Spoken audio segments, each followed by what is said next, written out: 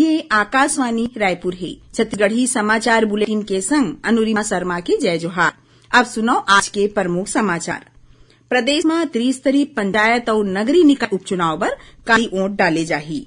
छत्तीसगढ़िया Olympic के राज्य स्तरीय स्पर्धा के उद्घाटन बेरा मुख्यमंत्री कहिन है कि छत्तीसगढ़ के पारंपरिक खेल मन ला बढ़ावा दे बर ए आयोजन हर बछर सितंबर अक्टूबर महीना में करे जाही।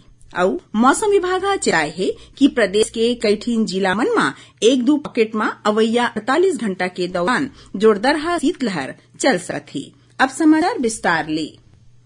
प्रदेश में त्रिस्तरीय पंचायत और नगरीय निकाय उपचुनाव पर काली वोट डाले जाही। पंचायत उपचुनाव के चलत बिहनिया 7 बजे ले मंझनिया 3 बजे तक और नगरीय निकाय मन में बिहनिया 8 बजे ले संझा 5 बजे तक वोटिंग होही। राज्य निर्वाचन आयोग मतदान ला लेके जम्मो तैयारी करीबन पूरा कर ले है। पंचायत उपचुनाव के चलत जिला पंचायत सदस्य के 1 ठिन पद समेत जनपद पंचायत सदस्य के 8 ठिन, सरपंच के 66 और पंच के 64 ठिन रीता पद पर उपचुनाव होवत है। उन्हें नगरीय निकाय उपचुनाव के चलत 14 ठिन नगरीय निकाय मन में पार्षद के 15 ठिन पद पर 38 उम्मीदवार चुनाव मैदान में हैं। इस बीच राज्य सरकार त्रिस्तरीय पंचायत और नगरीय निकाय उपचुनाव पर काली 9 जनवरी के संबंधित निर्वाचन क्षेत्र के सरकारी संस्थान और कार्यालय में सार्वजनिक अवकाश घोषित करे है। मतदान वाले जगह मन में ए दिन वोटिंग करे बर सामान्य अवकाश घलो रही।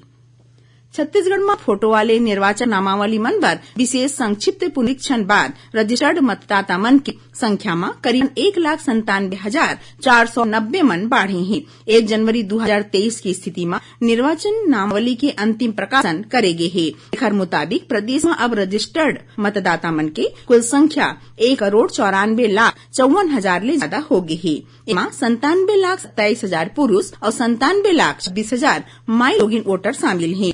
एकर संगे प्रदेश में करीबन 1,47,000 दिव्यांग और 811 थर्ड जेंडर वोटर हमें। राज्य में 18 ले 19 बछर आयु वर्ग में 2,15,000 नवा मतदाता मन के पंजीयन हो है। इसी तरह 20 ले 29 बछर आयु वर्ग में 42,87,000 वोटर रजिस्टर्ड हैं। एकर संगे विशेष पिछड़ा जनजाति समूह मन के 5,726 नवा मतदाता मन ला घलो जोड़े गए है। यह बता दन कि प्रदेश में ए बछर विधानसभा चुनाव हुवैया है। मुख्यमंत्री भूपेश बघेल प्रधानमंत्री नरेंद्र मोदी ला पाती पटो के उनला मिलेट फसल मन के उत्पादन और उपभोग ला बढ़ावा दे के संगे एला जन आंदोलन बनाए बर पहल करे के आग्रह करेंगे। मुख्यमंत्री पाती में कहे हैं कि राष्ट्रीय खाद्य सुरक्षा अधिनियम में अनाज, मध्याह्न भोजन, पोषण आहार, आश्रम और हॉस्टल में के पढ़ैया लइका मन ला दे जावा रियायती अनाज में 20 ले 25% मिलेट फसल ला संग्रहाय जाए। संगे केंद्र सरकार ने मिलेट फसल मन के न्यूनतम समर्थन मूल्य में सकेले बारे में घलो निर्णय लेके आग्रह करेगे है। मुख्यमंत्री यकीन है कि प्रदेश में मिलेट फसल मन के उत्पादन ला बढ़ावा दे बर मिलेट मिशन की स्थापना करेगे है। यही तरह राज्य में कोदो, कुटकी और रागी की न्यूनतम समर्थन मूल्य घोषित करके खरसकलई, बिसई और बेचई की व्यवस्था करेगे है। प्रदेश में मुख्यमंत्री श्रमिक सियान सहायता के चलत एक मुश्त दवैया आर्थिक सहायता सीला 10,000 रूपया ले बढ़ा के 20,000 रूपया कर दे है। श्रम विभाग ए बारे में अधिसूचना जारी कर दे है। योजना के लाभ ले निर्माण श्रमिक के रूप में कम ले कम 5-3 बछर ले छत्तीसगढ़ भवन और श्रम निर्माण कर्मकार कल्याण मंडल में रजिस्टर्ड होना जरूरी है। संगे निर्माण श्रमिक की न्यूनतम आयु 59 बछर और अधिकतम 60 बछर होना चाहिए। पात्र कमियां मन ऑनलाइन एप्लीकेशन श्रम विभाग के विभागीय पोर्टल में दे सकत हैं। छत्तीसगढ़ी समाचार बुलेटिन आप मन आकाशवाणी रायपुर ले सुनत हव। छत्तीसगढ़ के खबर ले आपके वास्ता और खबर के विश्वसनीयता ले हमर वास्ता। आकाशवाणी समाचार रायपुर के प्रादेशिक समाचार बुलेटिन के संगे संग हमार समसामयिक कार्यक्रम आप रेडियो के संग अपन मोबाइल में घलो सुन सकत हव। आकाशवाणी समाचार फेसबुक, ट्विटर और यूट्यूब में घलो हावय। हमार फेसबुक पेज हरे Chhattisgarh news on AIR, Twitter handle CGAIR news और हमार यूट्यूब चैनल हरे छत्तीसगढ़ AIR न्यूज। तो अब रेडियो के संगे संग आपके मोबाइल के माध्यम ले हम आप तक पहुंचथन। छत्तीसगढ़ के हर खबर पर सुनत हो आकाशवाणी समाचार। अब आगू बढ़बो 5 समाचार डहार। प्रदेश में अवैया विधानसभा चुनाव ला लेके भारतीय जनता पार्टी हा तैयारी शुरू कर दे है।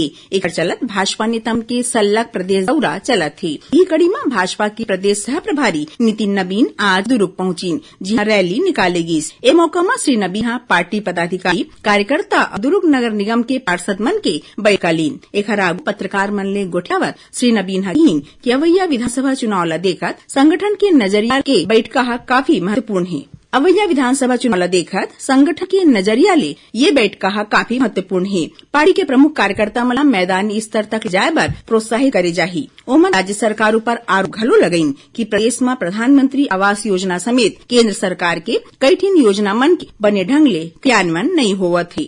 उन्हें बिलासपुर दौरा में पहुंचे भाजपा के प्रदेश प्रभारी ओम माथुर कहीन कि पार्टी के संसदीय बोर्ड तय करथे कि कौन भी राज्य में पार्टी कोनो नेता के चेहरा ला आगू रख के चुनाव लड़ी या फिर बिना चेहरा के। श्री माथुर कहीन कि भाजपा देश के इकलौता ऐसन पार्टी हरे जौन साल भर संगठन ला कई कार्यक्रम ले सक्रिय राखथे।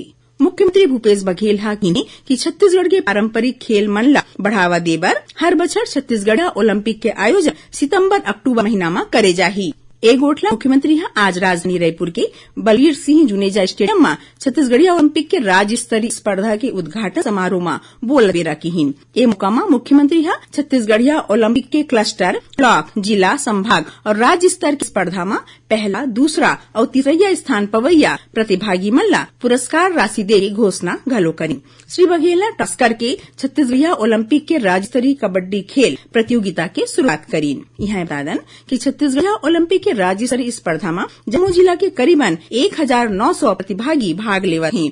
ये प्रतियोगिता 10 जनवरी तक चलही।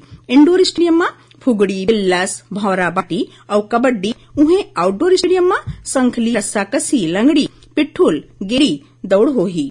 सप्रेसाला मैदान में खो खो, गिल्ली डंडा और स्वामी विवेकानंद स्टेडियम कोटा में लंबी कूद और 100 मीटर दौड़ के प्रतिस्पर्धा होही। अब सुनो मौसम के हाल। राजधानी रायपुर समेत प्रदेश के कई जगह में ए बेरा कड़ाकेदार जाड़ पड़थे। एकर असर सामान्य जनजीवन में घलो देखे जाथे। सरगुजा संभाग के मैनपाट में बिहन बेरा बर्फ वाले चद्दर देखेला मिलत हे। जाड़ ले बाँचे बर लोगन मन गरम उन्हा और भुर्री के सहारा लेवत हैं। यही बीच मौसम विभाग चेताए है कि प्रदेश के कोरिया, सूरजपुर, बलरामपुर, सरगुजा, जसपुर, कबीरधाम, बिलासपुर, पेंड्रा रोड, दुर्ग और ओखर ले लगे जिला मन में 1-2 पाकेट यानी कोनो जगह विशेष में अवैया 48 घंटा के दौरान जोरदार शीतलहर चल सकत है। अब थोरकुन समाचार में मुख्यमंत्री काली राजधानी रायपुर के गांधी नेहरू उद्यान में रखे गए फल, फूल और साग भाजी के 3 दिन वाले प्रदर्शनी और प्रतियोगिता के शुभारंभ करें। खैरागढ़, सुखदान, गंडई जिला के गातापर थाना क्षेत्र के कौरवा और बुतली के बीच जंगल में सुरक्षा बल के जवान में एक ठिन आईईडी बरामद करीन, जो बाद में निष्क्रिय करेगी। और महासमुंद जिला में कोडार एलबीसी नहर तीर करेंट ले एक नर हाथी के मौत हो गई। वन विभाग की टीम घटना की जांच शुरू कर दे है। आखिर में प्रमुख समाचार एक गांव फेर। प्रदेश में त्रिस्तरीय पंचायत और नगरीय निकाय उपचुनाव पर काली वोट डाले जाही।